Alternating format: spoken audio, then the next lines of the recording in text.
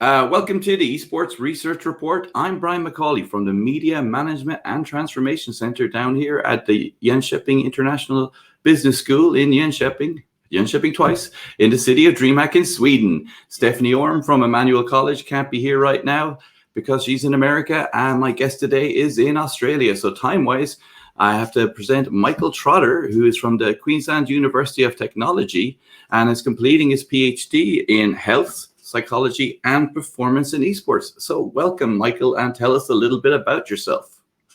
Hi, thanks very much. Yeah, so I'm currently about 2 weeks away from completing my PhD here at QT. I'm through my final seminar now, and we're just about to submit the thesis off to the external examiners, which is really, really exciting.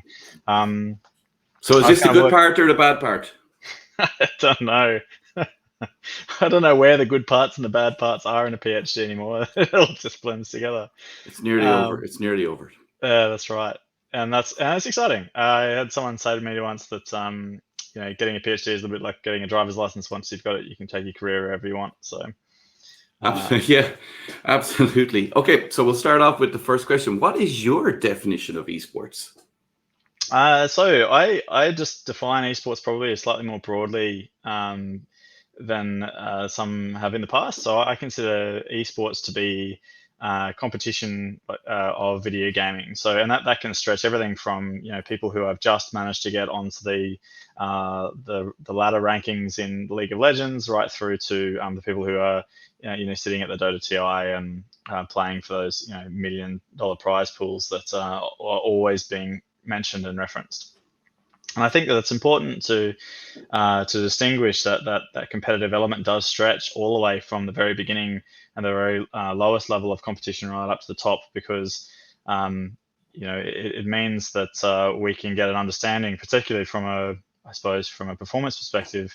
It allows us to start to look into how expertise develops over the entire expertise kind of range. Okay, so look, this is the last 2 weeks of your PhD. So, I mean, how many more times are you going to have to talk about it? Maybe a couple. But so what's the title of your PhD, first of all?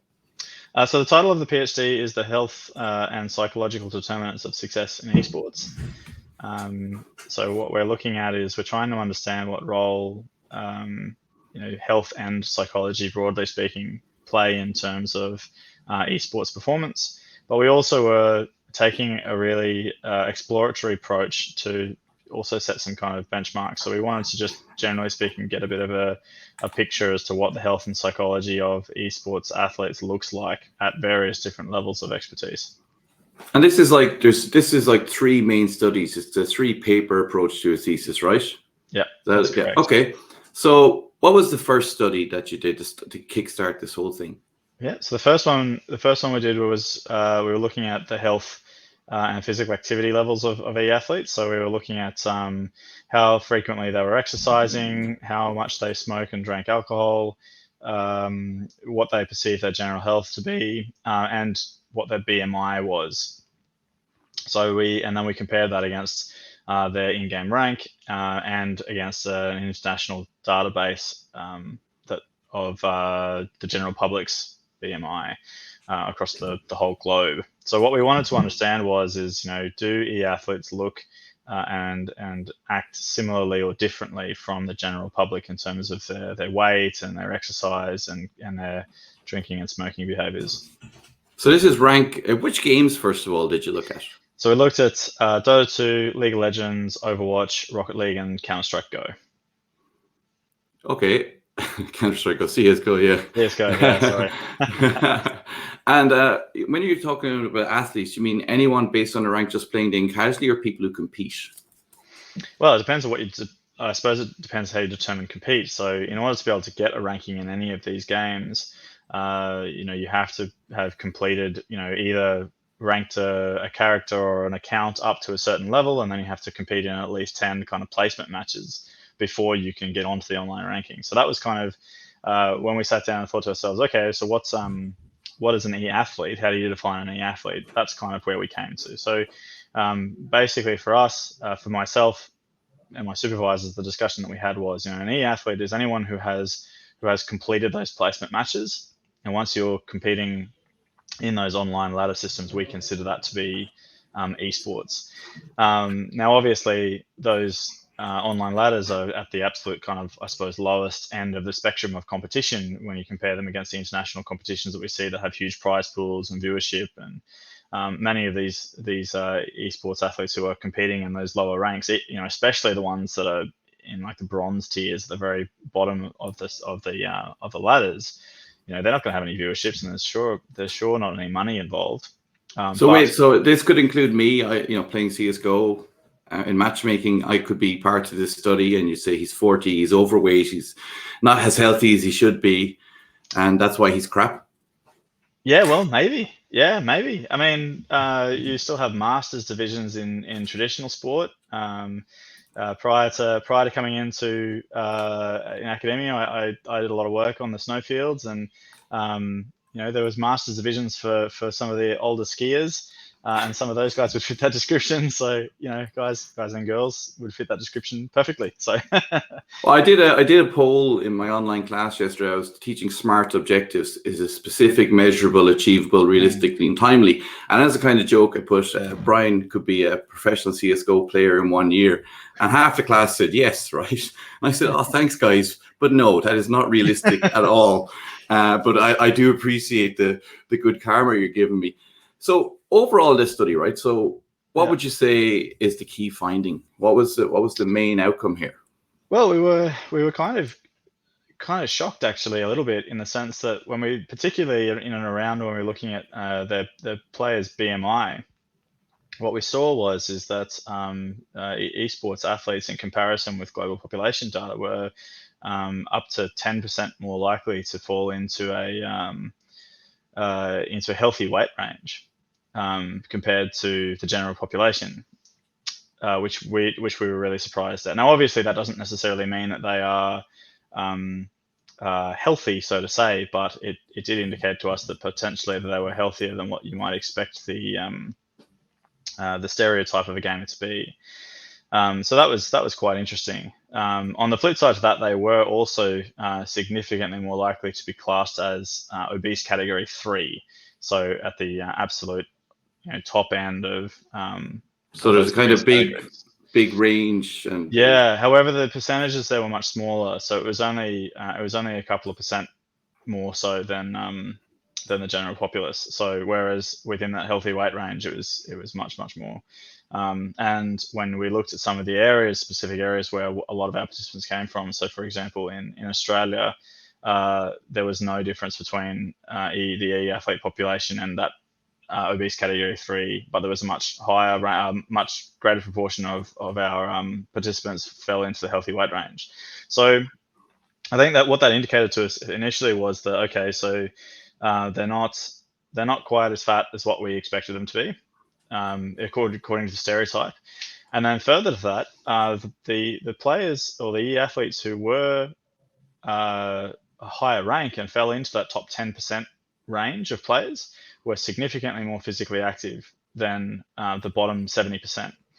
And the same was for their BMI as well. So as rank increased, we saw that the top level E athletes had significantly lower BMI than lower level players. And so I suppose the picture that we started to get was that those E athletes who are healthier are performing better. That's for me as a marketing guy, I love that, because it means that you could create messaging around that to be good at the game, it's better to be healthier and take more exercise. And we've seen a lot of research around this, of course, the 6-minute break, take the walk. But I think that's really awesome. It's a really positive thing for esports to actually sort of say, hey, look, we can dispel the stereotypes and we can encourage people to be healthier if they want to be better at games. Now, the second study, it was psychological factors. What was that one about? Yeah, so this is where we started to move away from kind of physical activity and BMI, and we were starting to look at kind of psychological factors. So the specific ones we were really interested in were social support, self-regulation, and we wanted to look at their psychological skill use. Let's break that down now, because not everyone's a psychologist, and I need to sort of know. So let's first of all, what's social support in this study? Okay, so when we were talking about social support, we were specifically looking at received support. So the questions that were in the questionnaire were all in and around asking about specific occasions where e-athletes had received some form of support, whether it be kind of informational support, things like getting better at the game, or getting advice either about in-game, things that were happening during the game, or knowledge about the game, all of those kind of things. Emotional support or esteem support. Emotional support being talking to people about feelings. Esteem support is very much about self-worth. And finally, we had tangible support, which is where people are doing things on behalf of the athlete in order to kind of help them with their daily life. That was really fascinating, actually. We found that overall social support was reported really at really low levels by e-athletes across all of the ranks, which is really interesting. That's something that needs to change then, isn't it? Obviously, that's something. Yeah, absolutely. And I think maybe part of it is because we were looking at adults for both study 1 and 2. We're really talking to people who were and have been playing and competing in these games prior to the existence of high school esports programs. And we'll talk about study 3 in terms of positive youth development maybe in a minute, but it's in that kind of grassroots sport where we see a lot of that personal development happen for young people. And so we also know things like self-regulation, which is not necessarily emotional regulation, but it's the process in which we go by learning new skills. We set goals, we monitor those goals, and we reflect on whether they worked before setting new goals. Those kind of skills are predominantly learned, in environments where you have coaches and teachers and people who help you to achieve that. Self-regulation. Well, it's a PhD, isn't it? It's doing a PhD is the ultimate self-regulation. Off you go. Yeah. Here's some advice, and off you go.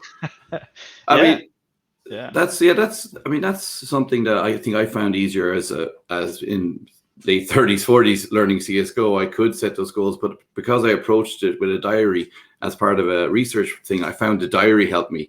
And I wonder if I'd just been playing just normally, would I have been able to do that? It would have been much more difficult to actually set those goals. And all I wanted was gold Nova 4 so I could make Mark Campbell admit highly skilled player. And I've done that now. Now I'm absolutely happy just being not a silver because I've done that. So let's talk about the psychological skills. What are psychological skills in this study? So psychological skills are a variety of different skills. They're things like that include things like imagery and goal setting, reflective skills. They're skills that we tend to see, traditional athletes use in terms of, when they're competing and in their training. So we looked at a variety of different skills. I'll actually need to pull these up because there are too many of them for me to be able to remember off the top of my head. While you're doing that, so when I'm playing pool, it's always good to visualize the ball going in the pocket. That's right. One. And I've tried but sometimes playing CSGO on the pistol rounds to start off, I've kind of told my teammates, just say headshot, headshot, headshot to yourself. And, and then I've had a couple people go, oh my God, that worked. Just repeating headshots as you're running around with your pistol out because you automatically are doing it. So that'd be sort of psychological skills in that aspect, visualization, repeating mantras. Yeah, imagery definitely is one of the psychological skills. So, imagining yourself doing the skill, obviously before doing it is definitely a way to learn. It's hard though. It's difficult to do. And you've got a dog. I have a cat that is it's a cat. Big cat. Sorry, that door does not close. That's fine. More cats, please, is what my students have told me when I'm doing my online classes. I literally get messages going, more cats, please. There may be a second one floating around somewhere. So, Okay, so in terms of the psychological skills that we looked at, so we looked at goal setting, imagery, relaxation, activation, self-talk, emotional control, automaticity, and negative thinking were the ones that we looked at.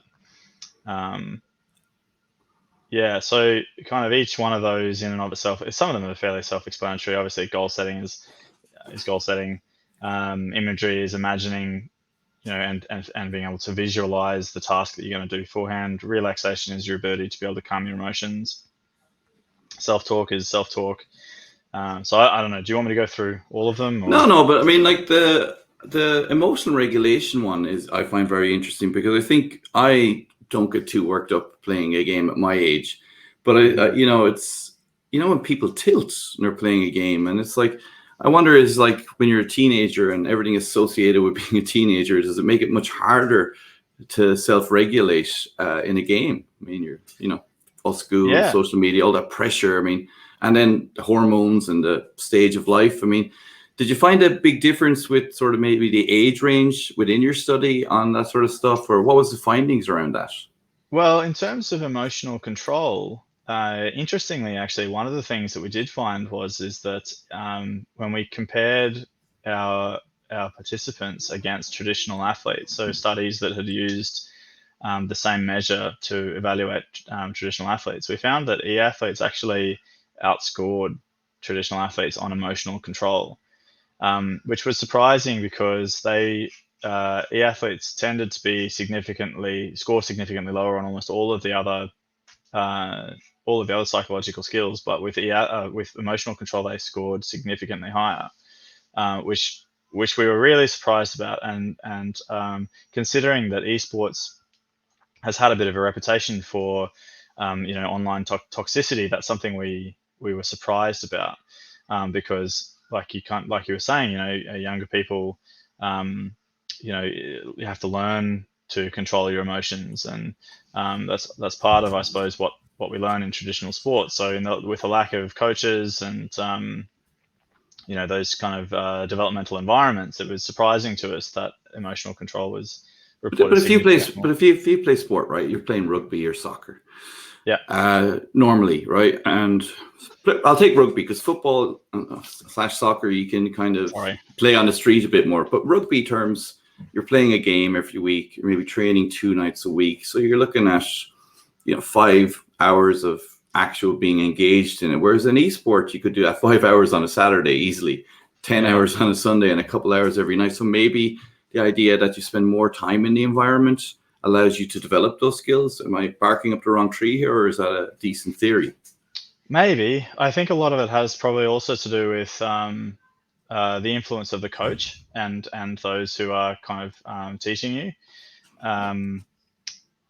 There's obviously not much research out there on esports coaching as of yet, but anecdotally from the esports team that we have here at QUT, and from having spoken to coaches along the way, coaches often have quite a short stints with esports teams, and so and often the esports teams that have coaches are often those that are much more professional.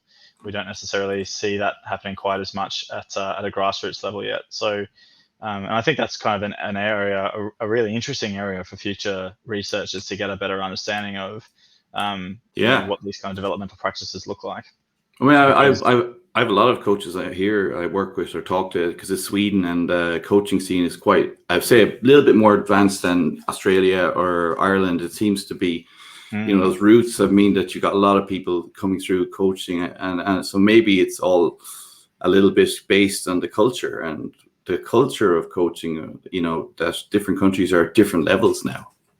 Yeah, definitely. And Sweden is one of the countries that definitely leads the way. Up until just recently, I believe that there was a program that students could take up at Strömbäck, up north. Sorry, I'm trying to restrain my cat here from jumping up into the camera every 5 seconds. No, leave them alone. The cats are allowed. More cats, please. I'm with my students on this. Okay.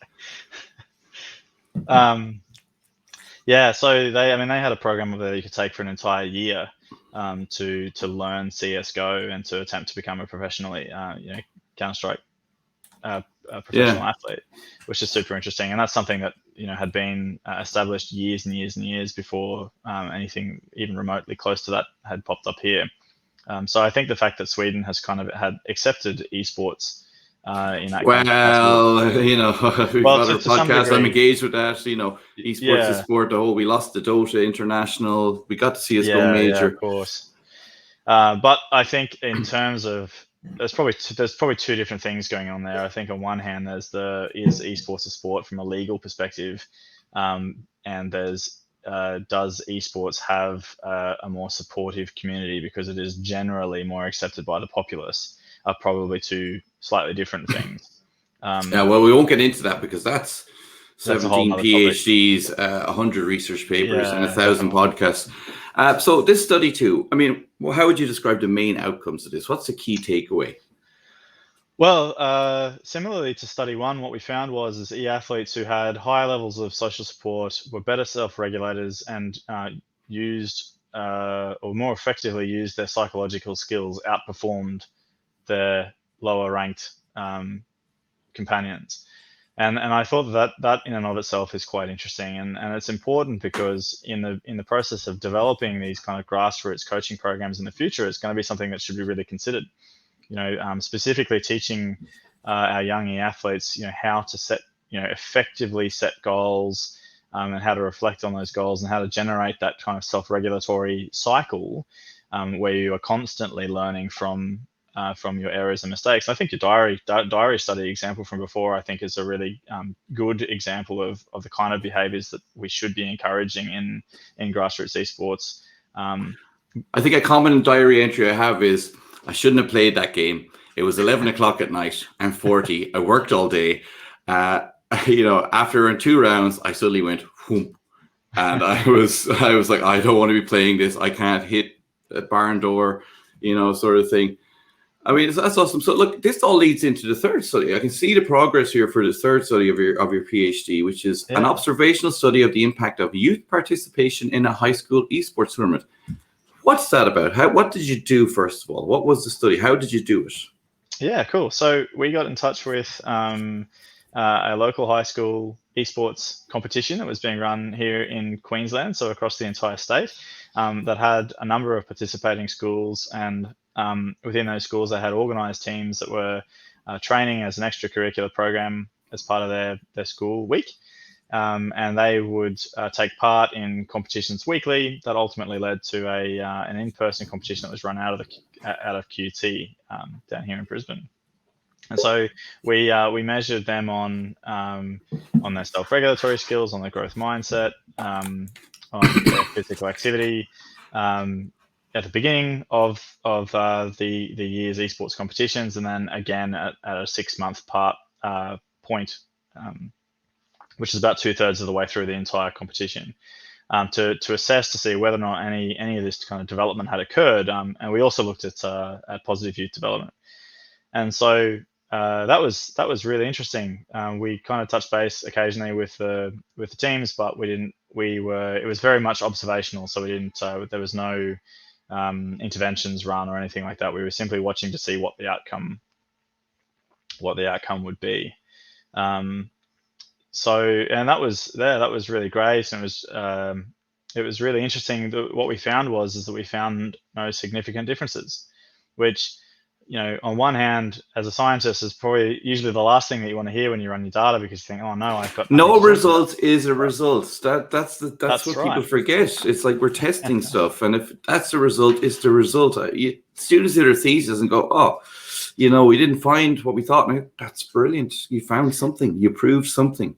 Yeah, and I think that when you take, the interesting thing is because there was, so we looked at both the youth e-athletes who were competing in the competition, and we had age match control participants as well, which of approximately the same number.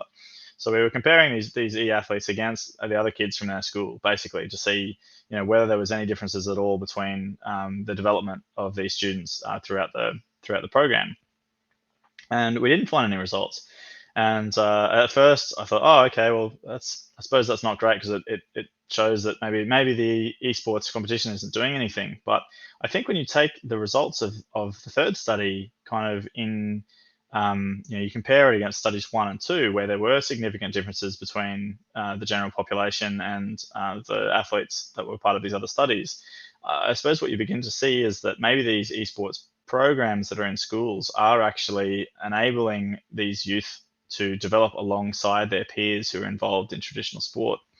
We found that 20% of those who were competing in the esports program were not taking part in a traditional sporting program. And that's a really important finding, because what it basically suggests is that esports is a new avenue in which we can start engaging Yeah. number of youth in a competitive environment, in these kind of coaching environments like we spoke before, where they get access to learning about how to self-regulate and how to learn, how to learn basically. How can they learn how to learn through an esports context? How can they learn about psychological skills, which you learn. It's brilliant. That's exactly why. Yeah, that's fantastic, because that's what we need. Because all the skills you're talking about, and they add the teamwork, the strategic, the problem solving. That's a difficult thing for a lot of us as academics and researchers and in industry to convince people of. And of course, then there's the ones that are doing esports and traditional sports. Well, that's just extra goodness. It's like playing two different sports, like training for a marathon. Do your running, but do your swimming or your yoga as well. And it's all good. I mean, I love that. That's a practical outcome that can be a benefit to society and to esports. Yeah. And I think it helps with the fears of parents as well, because, I think one of the fears you hear a lot about is, the really late gaming nights and the really long stints on the computer. And by having these training programs in schools, we're kind of bringing these kids out of their rooms.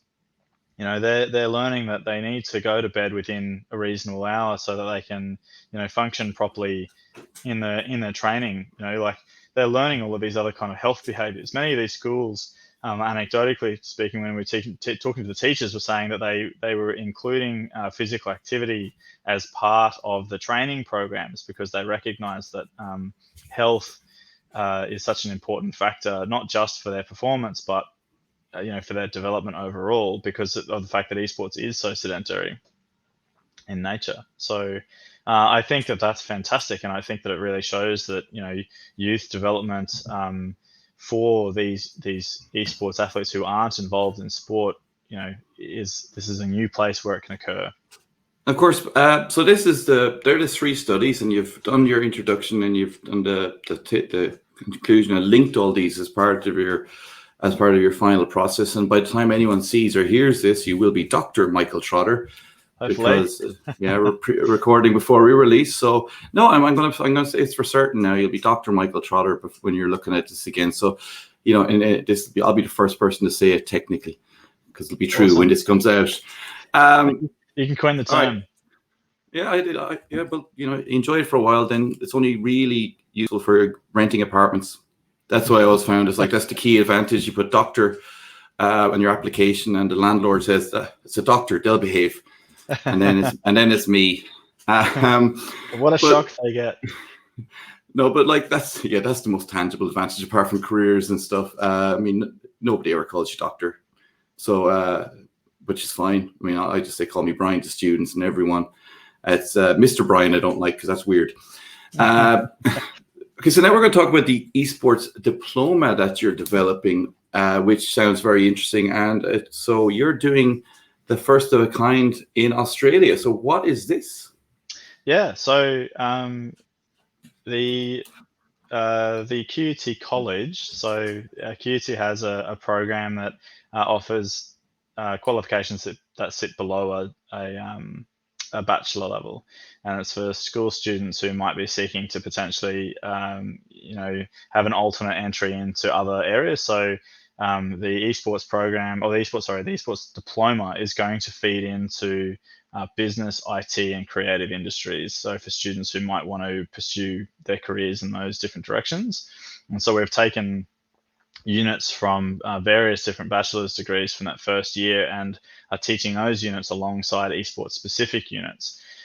So the idea is that students who are really interested in getting involved in the esports industry but aren't really sure where to start and want to get a qualification, they can give them a background into understanding, what is the esports industry, how does the ecosystem work, what are the contemporary issues in esports, all of these different subjects. They can come to QUT to get that diploma, and then when they get to the end of that, they've got they've got a qualification that actually has esports in the title, which hopefully will give them a competitive advantage in the. So it was a $400 certificate for doing an online quiz.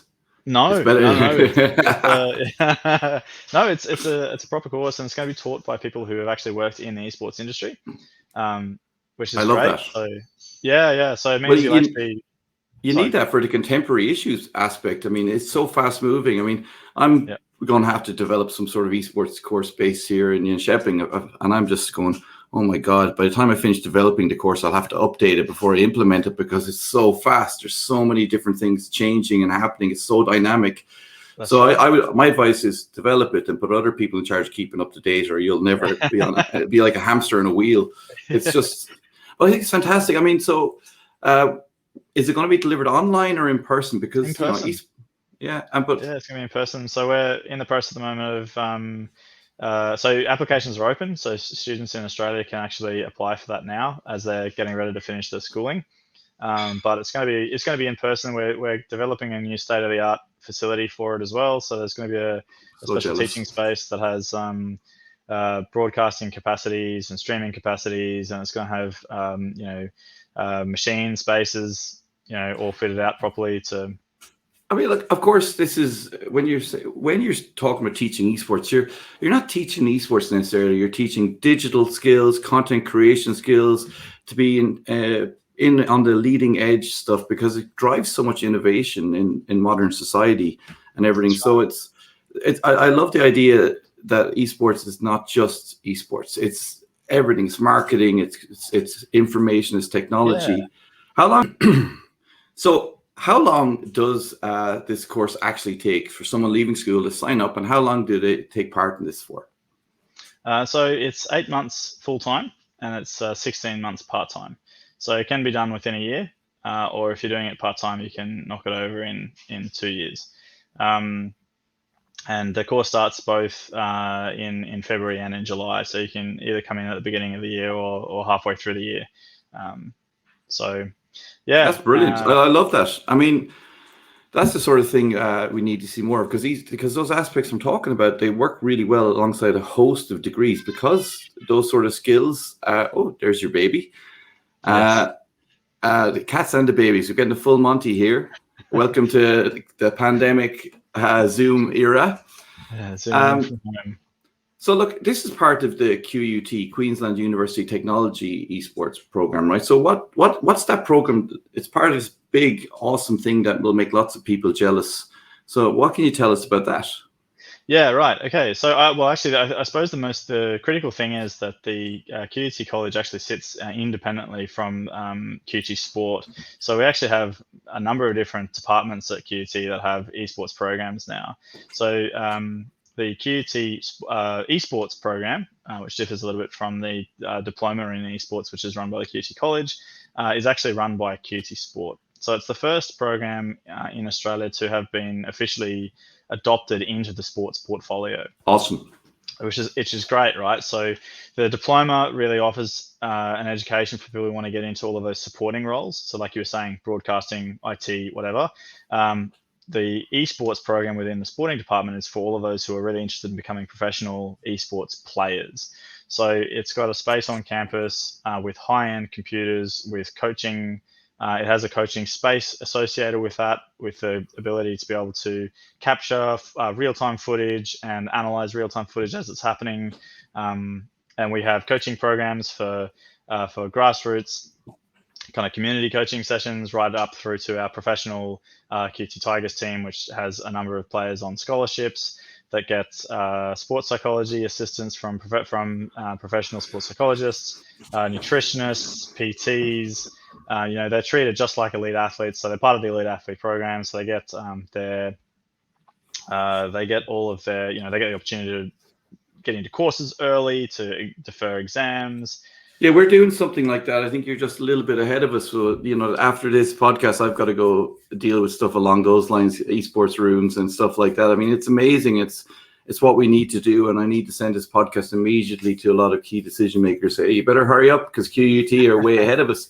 I mean, so look, there's a thing started as a startup out of the QUT Blue Box Innovation Challenge. What was that? Yeah. So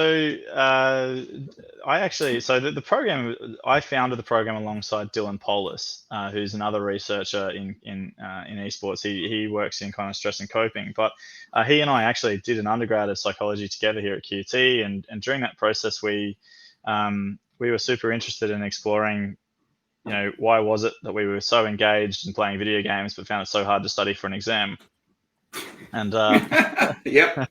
so that kind of ultimately led to discussions around how we could harness video gaming for teaching psychological skills or helping development, which is really how we ended up in a position where we wanted to create something, a place for gamers to be able to come and get involved. And so we actually pitched the idea for an esports startup as part of a competition for $250,000. And we came away with a prize as part of that competition, and we got put through an accelerator program where we got assistance from venture capitalists, from Did you get $250,000? We didn't get the full amount. We got a portion of that money. Nice. So so we got a great deal of funding that allowed us to pour a whole bunch of money into the developments, and to we were able to get paid through that process as well. So we actually, it was awesome. It was a fantastic way to kind of kick us off. And so we went and we interviewed a whole bunch of students at QT who were all gamers, and we found out, what the different types of gamers were, and we came across a couple of profiles that we weren't expecting. And so we used all of that information to develop this esports program, which essentially started off as a really student-led program, and then it grew so quickly that the university then became, it was obvious to them that what we were doing was going to be successful, and that's when they got behind us, and they started the process of getting it embedded within the sport department, which was just awesome. It was really great, and what that ultimately allowed us to do was to do things like setting up internships with ESL. So every time ESL ran a major event, our students were doing everything from opening the doors at the event to being player managers for the international players that were being flown in from all around the world, in all the different levels of jobs. And many of them have moved on to work for ESL directly. Some of them have moved into starting their own startups in esports. It was really, the esports program has been a really terrific thing. And as it's grown, it has eventually split off. And that's why now QT Sport run just the sporting component, and that's why we have a diploma in esports. And I'm sure that eventually we will have a bachelor of esports or something in that nature in the future. In the office, people behind me, I'm sure my microphone's picking it up. But what about this startup program for disadvantaged kids? That was part of it, right? I mean, this is really cool. I love this. Tell me a bit more about what yourself and Dylan did there, because I love stuff like this so much. Yeah. It was really, really amazing. We put in a bid to go and speak at a conference on education, not thinking we'd get it. And we proposed to go and talk about how you could use esports to engage disadvantaged youth. And lo and behold, we got that opportunity. And so we went down and we promoted these kind of theoretical concepts that we had at the time that were around, that obviously young people are really interested in video games, particularly video games which are made by professional publishers that have got a really high engagement factor. And we said, in order to actually play these games, you need to have all of these psychological skills. And you need to know how to communicate with people and show good teamwork and control your emotions, all of these things that we want to teach kids who are, struggling. And so we met a bunch of principals down there who then, supported us and were kind of our first industry connections to go and start this program. So we went into these disadvantaged schools, and we ran a series of games where we had students play the game, and then we pull them out and we got them to reflect on what happens and how they were communicating and how they dealt with their emotions. And I think the key example for me, the one that really, really stuck out, was we went to a school up on the northern coast of Australia, where the students, they weren't required to go to any lessons because the school realized that it was futile to try to push them into that. And many of them had, some of these students had bruises on their arms, or one student we saw had cigarette burns on his arms. Like these kids came from really rough backgrounds, And we went into the school and we got there and we took along 4 staff to run this program that we were expecting we could account for about 30 students. And we got there and 2 kids showed up, and we went, oh no, we've cooked the goose here. We've got twice as many staff as students. By the end of the session that we were there, I think we had like 40 students that had drifted in because they'd all gone and told their mates, and they'd come back, and they were super, super engaged. They were all sitting and working together brilliantly. And at the end of the session, the teachers were saying, okay, how can we build this and grow this further? And so that was really exciting for us to see that esports, this competitive side of video gaming can really, really be harnessed to be able to teach all of these additional skills. And realistically, that program that we had is what enabled us to win the Blue Box program, and that all of the learnings that we took from that enable us to build and develop this esports program at QT. And then it's because of that program that we got picked up by by Remco Polman, who's the head of the Exercise and Nutrition Sciences, when we said that we really wanted to explore the health and psychology of e-athletes at a deeper level. And because of the growth of that program and the growth of esports in high schools is what has led to the diploma in esports. So it's been this kind of trickling effect all the way through my career. No, I love this. I mean, this is a perfect example for anyone listening who's doing their PhD or is an academic now to actually connect with society. It's good for society, but also good for you. And I know it sounds selfish, but look, if you give back, things come back to you. And I love that you did so much good for those kids, and it worked out. And that's something I really, really would love to have. So, like, if anyone is interested in knowing how this happened, Michael is happy to anyone contact him. His contact details will be below the video or the stream or podcast, wherever you're listening. So, Michael, just to finish off now, the last question is always, what future research would you like to see done? Anyone here sitting, watching this, looking at, I want to do a thesis, or I need a new research project. What needs to be done now? What do you really think is something that should be pursued? I think from here we really need to start exploring how health psychology and esports coaching happens in a practical sense. So the next really big studies, the ones that are really going to matter, are going to be looking at interventions. So they're going to be things like what kind of coaching interventions work? What can we take from traditional sports coaching into esports coaching to help some of these programs grow? The high school teachers, a lot of them here in Australia are in many ways, some of them are learning from their students about how even the games work. So there's a lot of work there to be done in terms of understanding what best practice looks like. In terms of psychology, we need to start running some interventions to see what kind of psychological skills training programs works for e-athletes, and not just for the professionals. We want to know what this looks like for for the grassroots programs, for these schools and these kids that are coming through. Definitely, that's the most important thing to me anyway. I think the professionals, they'll be all right, but if we can learn from the professionals and bring it down to the rest of us, I mean, that's the key. Okay, so Michael Trotter, who will be Dr. Michael Trotter, I have no doubt by the time this comes out. Thank you very much. All his contact details, and please, he'd love you to get in touch, and more information is below the video and on the Esports Research Network website. So Michael, thank you very much for your time and telling us Thanks so much for having me, Brian. Okay.